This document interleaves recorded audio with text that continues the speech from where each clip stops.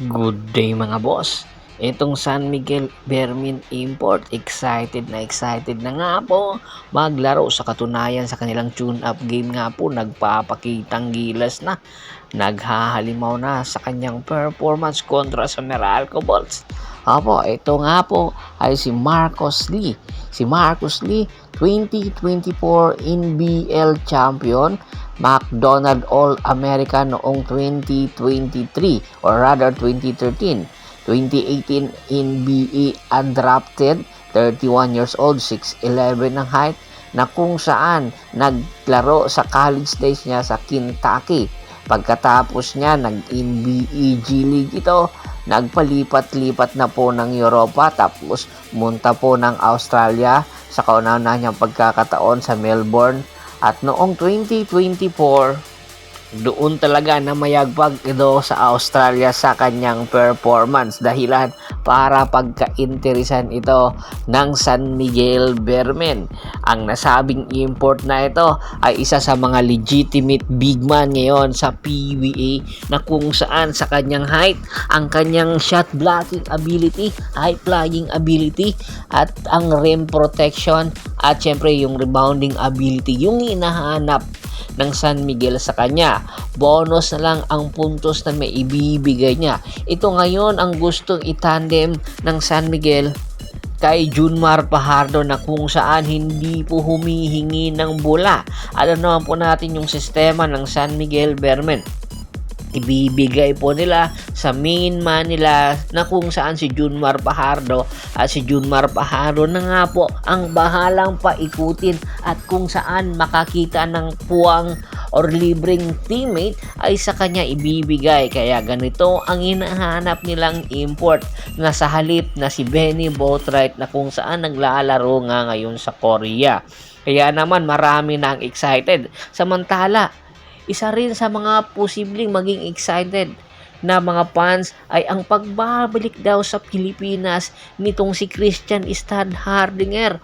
Opo, hindi po kayo nagkakamali, si Christian Stan Hardinger nakita pong kasama itong si Neon Man sa sa mga mall, na kung saan nag-uusap po sila para sa posible bang pagbabalik na ito sa PBA.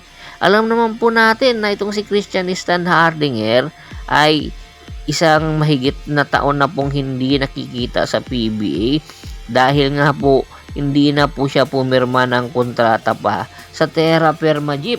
At ayon nga sa ulat, willing daw po ang Terra Firma Jeep na makipag-negotiate sa kanila kahit na sinong kupunan para kay Christian Stan Hardinger, dahil alam naman po nila na hindi na nga po ito maglalaro sa kanila, gagamitin pong trade asset. At ang Tropang Giga nga po ang number 1 na team or kupunan na nagkaka-interest dito.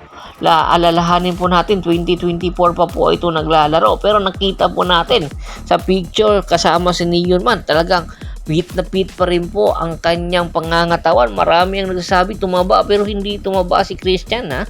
Talagang nakita natin na lumaki yung katawan na parang brusko pa. Kaya inaasahan natin ang nasabing negotiation na magaganap between Terra Firma at ng Tropang Giga. Syempre mayroong hihingin na big time ng mga player itong Terra Firma Jeep sa Tropang Giga, or mga future picks na gagamitin naman ng Tropang Giga para maging masasabi natin pang-akit sa Terra Firma Jeep.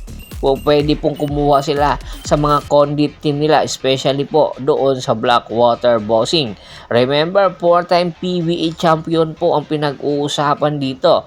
2-time PBA Best Player of the Conference, at saka PBA Finals MVP noong 2023. Kaya sino ba ang hindi kakagat kung sakaling ang kukunin itong si Christian Stan Hardinger ng Terra Firma Jeep? Yun yung rather ng Tropang Giga, yun yung magpapalalim palalo sa lineup ng Tropang Giga para supporting kay Bol.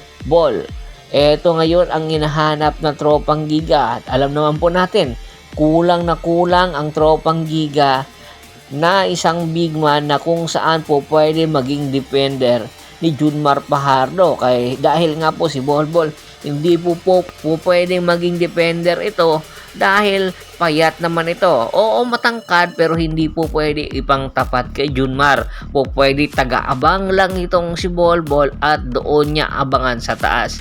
Yung titira para sa ganon, isa ito sa magiging exciting na panoorin ng mga PBA fans. Tingin nyo ba?